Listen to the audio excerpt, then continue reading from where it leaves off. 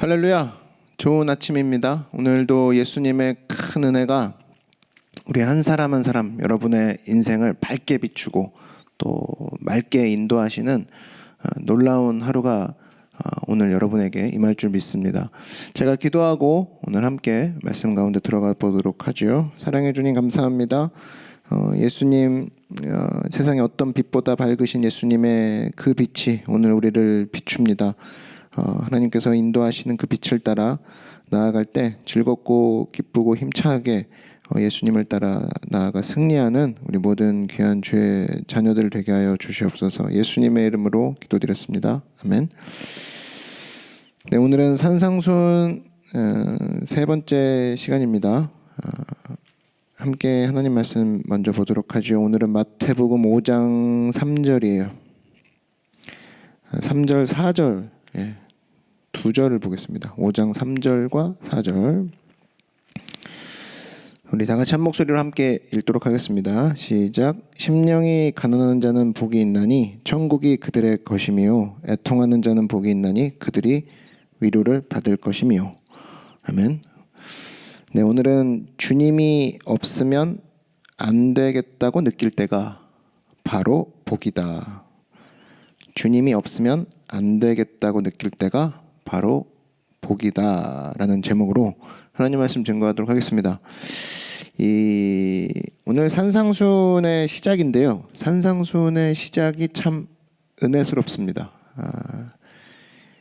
심령이 가난한 자는 복이 있나니 이제 입을 열어서 말씀을 하신 거잖아요. 시작이 어떤 시작이냐? 왜 은혜스럽냐? 예수님께서는 사악한 자들을 저주하면서 산상수훈을 시작한 게 아니라 그의 앞에 모인 백성들을 축복하면서 산상수훈을 시작하셨다라는 거예요. 그러니까 말씀 시작을 복으로 하셨다라는 거예요. 그러니까 그야말로 심판을 좋아하지 않으시는 우리 주님을 볼 수가 있죠. 이사야서 35장 3절에서 4절을 보면 너희는 약한 손을 강하게 하며 떨리는 무릎을 굳게 하며 겁내는 자들에게 이르기를 굳세어라 두려워하지 말라. 보라 너희 하나님이 오사 보복하시며 갚아주실 것이라. 하나님이 오사 너희를 구하시리라. 산상수훈은 위로가 가득한 메시지입니다. 그리고 복으로 시작했잖아요. 복으로 넘치는 메시지가 산상수훈이에요. 누구한테? 그분을 사랑하는 모든 자들에게, 가난하고 또 헐벗고 아파하고 고통받는 모든 자들에게 오늘 하나님이 축복으로 말씀을 시작하십니다. 오늘 그 내용 속으로 한번 본격적으로 들어가 보도록 하죠. 3절부터 한번 보시면 복으로 시작을 해요. 심령이 가난한 자는 복이 있나니. 여기서 알 수 있는 게 뭐냐? 그러니까 복 받는 것이란 어떤 행위를 통해서 끌어내는 게 아니라 내가 하나님 앞에 어떤 모습으로 서 있는가, 그게 복받는 조건이라는 거예요. 그러니까 심령이 가난한 상태, 이런 상태로 서 있는 거, 무엇을 하고 안 하고의 문제가 아닌, 그죠? 근데 심령이 가난한 상태는 뭐냐? 한마디로 쉽게 말해서 그겁니다. 저는 하나님 없으면 영적 파산자예요. 하나님 없으면 저는 영적 거지예요. 하나님이 없다면 말이죠. 네. 그 상태인 게 복받는 자라는 거예요. 그러니까 이런 거죠. 저 하나님 없으면 아무리 돈이 많아 보이지만 하나님 착각하지 마세요. 저 진짜 하나님 없으면 거지라니까요. 라고 이렇게 글썽글썽대는 자녀에게 하나님이 그래 내가 감아. 그 자체가 복이라는 거예요. 그러니까 하나님이 천국의 주인이시잖아요. 하나님이 계신 곳이 천국인데 저 하나님 없으면 거지예요. 하나님 없으면 영적 파산자예요. 라고 외치는 사람이 있다 그러면 아이고 내가 감아. 그 사람 마음 가운데 하나님이 들어가시는 거잖아요.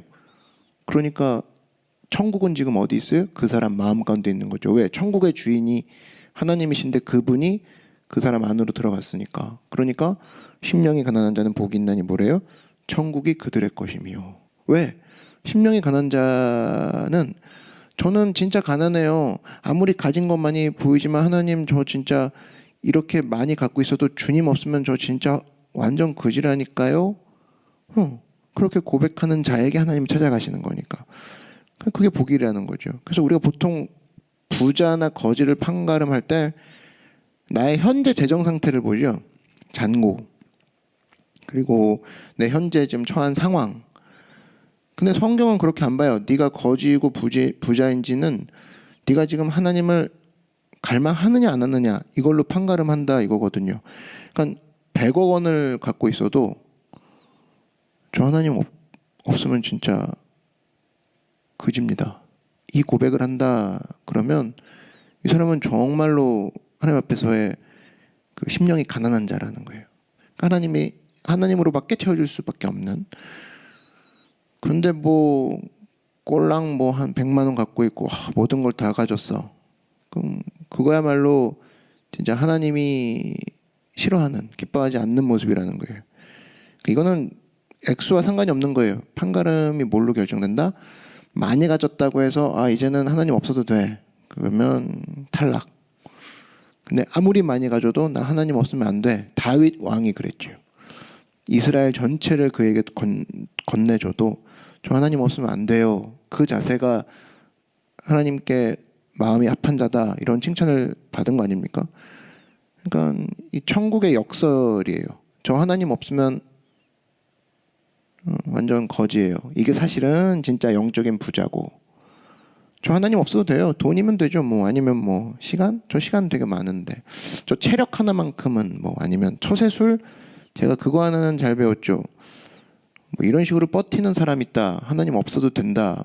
이거야말로 진짜 그지죠.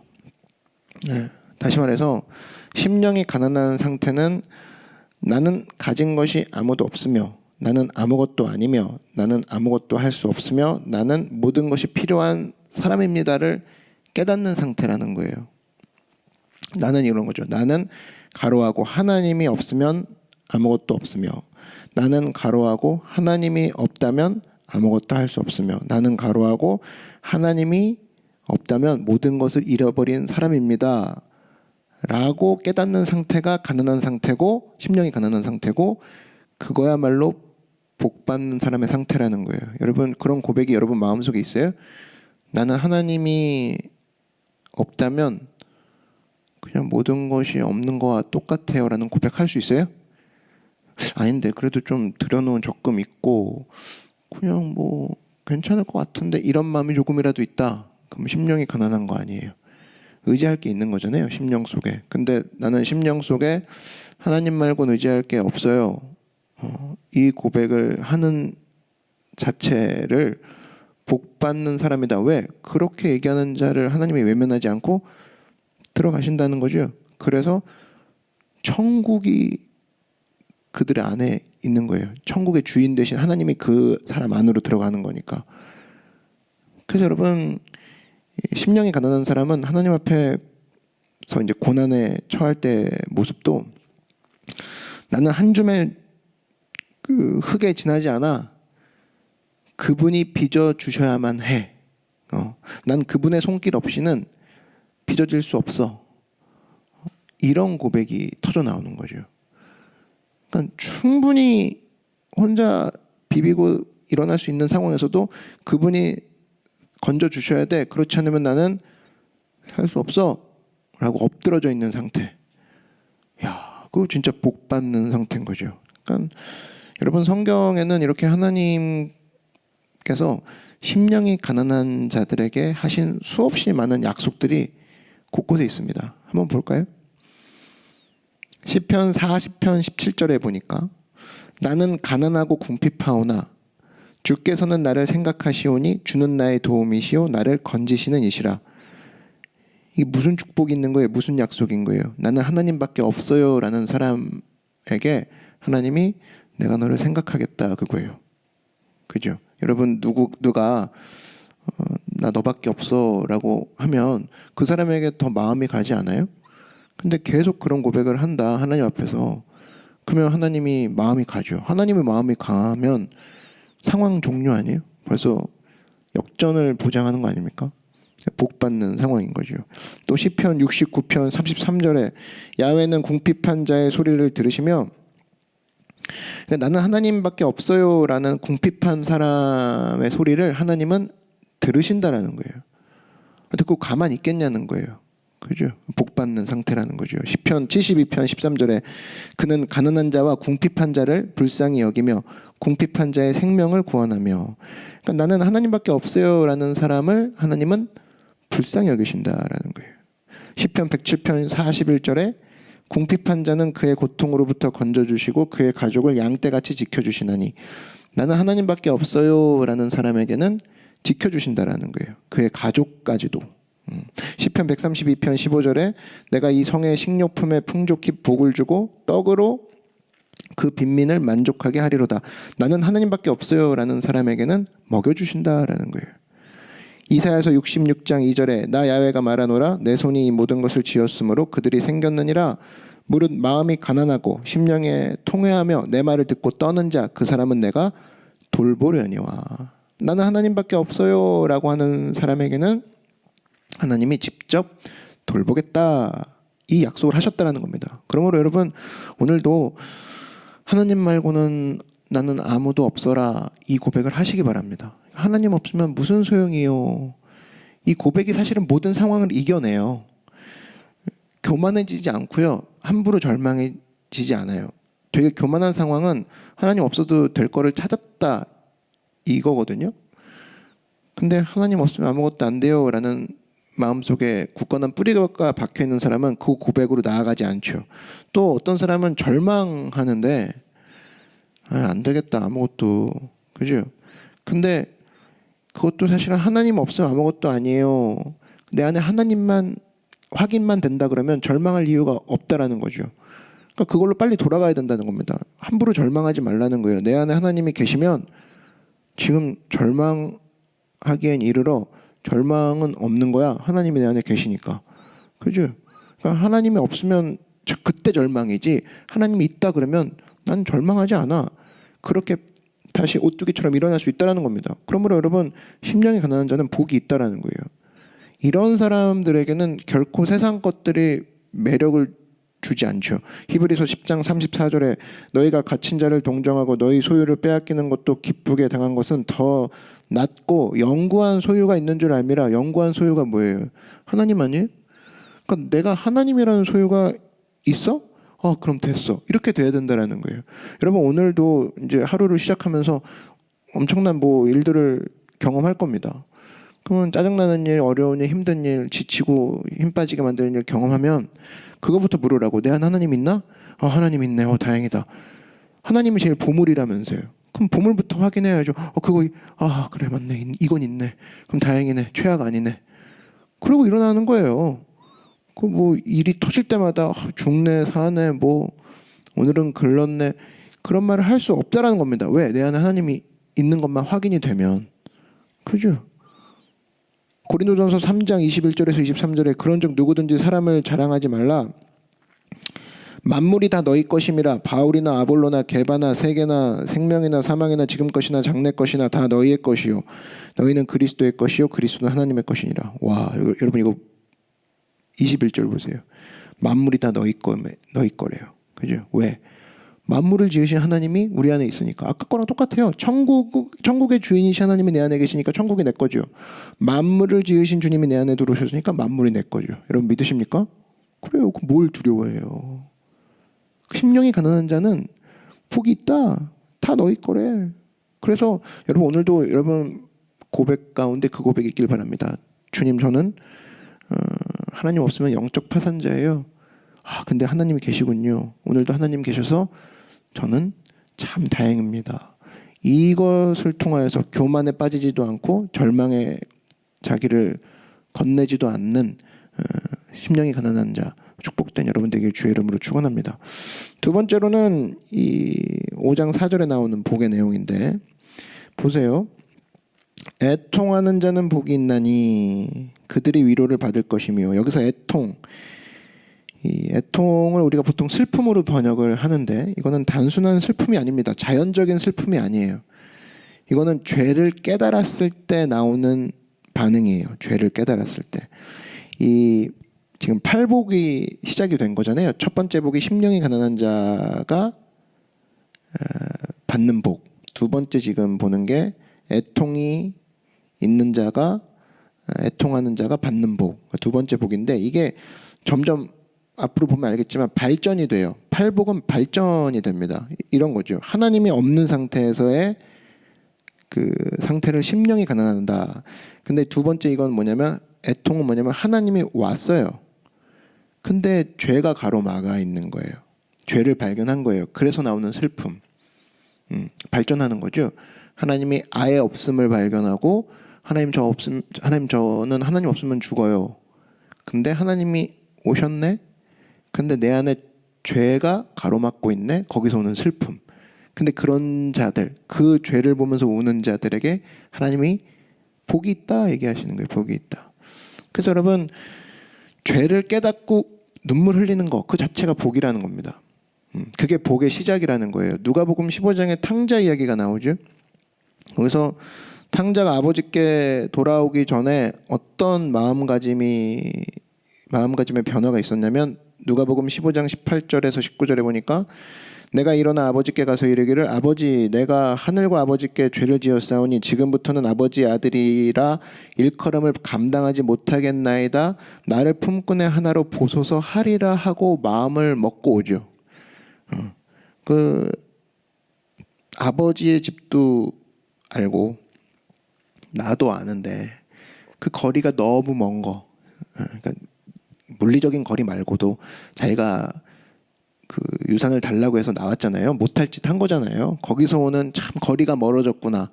그래서 아버지와 나 사이에는 가로막힌 게 참 많아라고 느낄 때 터져 나오는 그 눈물이 이 탕자를 집으로 돌아오게 만든 거예요. 그러니까 영적으로는 아버지 집이 저기인데 너무 멀어 갈 수 없어. 죄가 막혀서 갈 수 없어. 죄 앞에 어찌할 수 없어 우는 모습들. 근데 여러분 우리도 마찬가지죠. 하나님이 저기 계시고 내가 여기 있는데 죄가 가운데 있어서 내가 갈 수 없어라고 우는 자들에게 성경이 뭐라고 얘기하느냐. 그게 우리 모습 아닙니까? 요한복음 14장 6절에 예수께서 이르시되 내가 곧 길이요 진리요 생명이니 나로 말미암지 않고는 아버지께로 올 자가 없느니라. 그러니까 막 죄가 가로막고 있어요. 하나님을 향해 가고 싶은데 죄가 가로막고 있어요 라고 했을 때 예수님이 보시고 야 이거 내가 뚫어줘야겠는데 이 길을 열려줘야겠는데 그죠? 그게 바로 복이라는 겁니다. 또 탕자가 아버지 집에 들어가려고 하는데 온통 돼지치다가 온 사람 아니에요? 쥐염 열매 주워 먹다 온 사람. 이 몸이 이렇게 냄새나고 더러운데 그냥 종으로 써달라고 해야겠다. 우리도 마찬가지죠. 죄가 온몸에 묻어가지고 엉엉 울고 있는데 하나님은 정결하신 분이라고 하는데 내가 어떻게 저분에게 가까이 갈 수 있을까? 못 간다. 엉엉 하고 있을 때 성경이 뭐라고 하냐면 히브리서 10장 22절에 우리가 마음의 뿌림을 받아 악한 양심으로부터 벗어나고 몸은 맑은 물로 씻음을 받았으니 참 마음과 온전한 믿음으로 하나님께 나아가자. 예수님이 보시고 야 이거 내가 빨아줘야겠는데 내가 씻겨줘야 되겠는데 그죠? 엉엉 울고 있으니까. 그러니까 울고 있는 게 복이다. 그게 뭐냐면 예수님이 오셔가지고 해줘야겠는데 예수님이 느끼시는 거예요. 야 이거 내가 위로 안 해주면 이건 방법이 없겠는데 그 자체가 벌써 복을 받는 거다 그거죠. 죄의 돌이 꽉 막혀 있어요. 아버지 집에 가까이 가려고 하는데 길목이 막혀 있는 거예요. 그걸 가지고 성경이 어떻게 해결책을 내놓느냐. 골로새서 1장 13절에 그가 우리를 흑암의 권세에서 건져내사 그의 사랑의 아들의 나라로 옮기셨으니 그 아들 안에서 우리가 속량 곧 죄사함을 얻었도다. 그 예수님이 딱 보시고 야 이거 내가 아니면 못 옮기겠는데 이 죄의 돌은 그죠? 그래서 위로 받을 길이 전혀 없는 죄의 골짜기에서 야 이거는 내가 위로해 줄 수밖에 없어라고 예수님이 위로하는 순간 그 사람은 복 받는 사람이라는 거예요. 그래서 마태복음 11장 28절에 수고하고 무거운 짐진 자들아 다 내게로 오라 내가 너희를 쉬게 하리라. 내가 재워줄 수밖에 없고 내가 팔베개 해줄 수밖에 없겠는걸. 이거를 느끼게 하는 사람이 어떤 사람이냐. 죄를 보고 막 울고 있는 그죠? 그냥 그런 사람이 사실은 예수님께 귀염받는 사람인 거죠. 그래서 팔복은 예수님께 귀염받는 법, 예수님께 이쁨 받는 법이에요. 쉽게 얘기하면 뭐 키즈워십식으로 표현한다 그러면 예수님께 어떻게 하면 우리가 잘 보일 수 있을까요? 라고 한다 그러면 죄를 보고 가슴 아파하는. 근데 그 가슴 아파하는 사람을 보고 예수님이 가만 계시지 않는다니까요. 내가 치워줘야겠다. 내가 짊어지고 가야겠다. 내가 길을 열어줘야겠다. 예수님이 오셔가지고 내 인생의 길을 공사를 시작하는 것 자체가 복인 거죠. 그죠? 여러분 그런 얘기 들어보셨죠? 그 시골에 예를 들면 뭐 그 나라 임금이 가요. 그러면 임금님이 한 번 가고 오는 것으로 끝나는 게 아니죠. 임금이 행차를 한다 어느 시골에. 그러면은 일단 임금부터 내려오지 않습니다. 먼저 공사팀이 내려와서 공사하죠. 길 다 닦고, 그다음에 마을도 싹 정비하고, 나무도 쫙 심고, 그다음에 집도 다 보수하고, 그다음에 임금이 싹 들어오는 거예요. 임금만 왔다 가는 게 아니라고. 마을 전체 다리도 놔지고, 나무도 세워지고, 그 허물어졌던 것도 다 세워가 깨끗 마을 전체가 발전되는 그것을 혜택을 누리는 거죠. 마찬가지예요. 예수님이 내 안에 오셔가지고 죄만 꼴랑 없애주시고 됐지 이제 마음 편하지 이게 아니라 예수님이 우리 안에 오셔서 길에 손을 댔다. 내가 너를 위로한다 그러면 위로만 하고 가시는 분이 아니라 우리 삶 전체를 형통하고 꽃이 피고 열매 맺게 하신다는 겁니다. 마을 공사가 시작되는 거예요. 왜? 하나님이 들어오신다니까요. 아니 마을에 대통령이 온다 그러면 난리 나잖아요. 그죠? 막 위에서부터 아래까지 막 뒤집고 막 깨끗하게 정비하고 막 그러는 거 아닙니까? 하나님이 내 마음에 들어오신다 그러면 과연 그거 하나 갖고 끝나겠냐는 거예요. 아니에요. 삶 전체가 막 환하게 되고 삶 전체가 다시 한번 소망이 피고 새롭게 되고 길을 열어주시고 내가 못했던 거 주님이 다 하게 해주시고 거기서부터 막 새롭게 마을 전체가 북적북적 되는 거죠. 내 삶이 형통하게 되는 거라는 거예요. 그래서 여러분 이 모든 것을 통해서 예수님께서는 누구를 보내서 우리를 위로해 주시냐? 바로 성령님이라는 거예요. 성령님께서 우리 가운데 오셔서 내 삶을 위로하시고 위로 정도가 아니라 내 삶을 변화시켜서 예수님이 영광 받으실 수 있도록 내 삶이 주님 앞에 온전하게 될 수 있도록 나를 바꿔나가시는 놀라운 축복까지도 함께 주신다라는 거예요. 위로만 해주시는 줄 알았더니 성령을 보내셔서 그 예수님이 나의 삶 가운데 성령의 열매 맺게 하시고 성령으로 능력 있는 사람이 되게 하시는 축복까지 있다라는 겁니다. 누가복음 2장에 보면은 할아버지 한 분이 나오세요. 그 누구냐? 시므온이라는 할아버지가 있어요. 이분이 예수님의 탄생을 기다리던 할아버지인데 성경이 이런 얘기를 합니다. 누가복음 2장 25절에 예루살렘에 시므온이라는 사람이 있으니 이 사람은 의롭고 경건하여 이스라엘의 위로를 기다리는 자라 성령이 그 위에 계시더라. 의롭고 경건하다 성경이 이렇게 당당하게 평가할 수 있었던 이유가 뭐냐면 위로를 기다리는 자라. 그러면서 성령이 그 위에 계시더라. 여러분 누가복음 2장은 성령 강림이 있기도 전이에요. 보편적으로 강력하게 임재하기도 전에 위로를 기다리는 자 이 시몬이라는 사람이 있었거든요. 근데 이 사람에게는 특별히 선지자나 제사장에게만 임했던 성령이 그 위에 임하셨다라는 거예요. 그 위에 계시더라. 어땠을 때 이스라엘의 위로를 기다립니다. 우리의 위로 되신 하나님을 기다립니다라고 서 있었더니 성령이 그 위에 계시더라는 거예요. 우리도 마찬가지입니다. 성령 충만한 비결이 바로 어디 있느냐? 기다리는 데서 나와요. 나 예수님을 기다립니다. 나 예수님의 위로를 기다립니다. 나 성령님의 위로를 기다립니다. 그가 바로 복받는 자라는 겁니다. 여러분 삶 가운데도 우리가 서둘러 나 혼자를 위로하고 또 아니면 다른 데서 위로를 찾는 것이 아니라 하나님 내가 죄를 보고 내가 탕자인데 내가 바로 집 떠나 왔는데 내가 주님 아니고서는 저 아버지 집에 들어갈 길이 없습니다.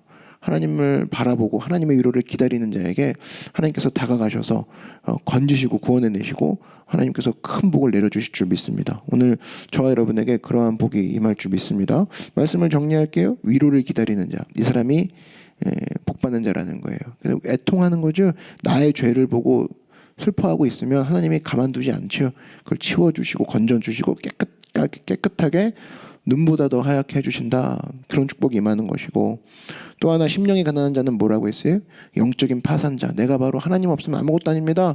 저에게 돈을 얼마나 많이 갖다 주든지 간에 저는 하나님 한 분이 없으면 저는 아무것도 아닙니다. 이런 고백이 있는 여러분 되길 바랍니다. 그런 고백이 있을 수 있도록 하나님께서 오늘 우리 마음을 만져주시고 이끌어 주실 줄 믿습니다. 여러분 가지고 나온 모든 기도 제목 또한 이 주님 복 주시는 주님 안에서 아름답고 멋지게 응답받는 역사가 있을 줄 믿습니다. 다 같이 고개 숙여 기도드리겠습니다. 사랑해 주님 감사합니다.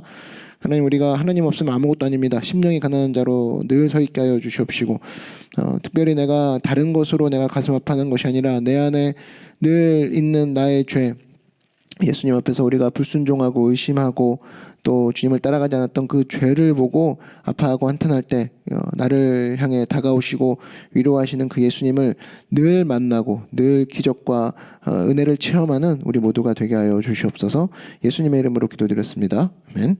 오늘 말씀을 생각하면서 우리 주님의 이름 한번 부르고 다 같이 간구하도록 하겠습니다.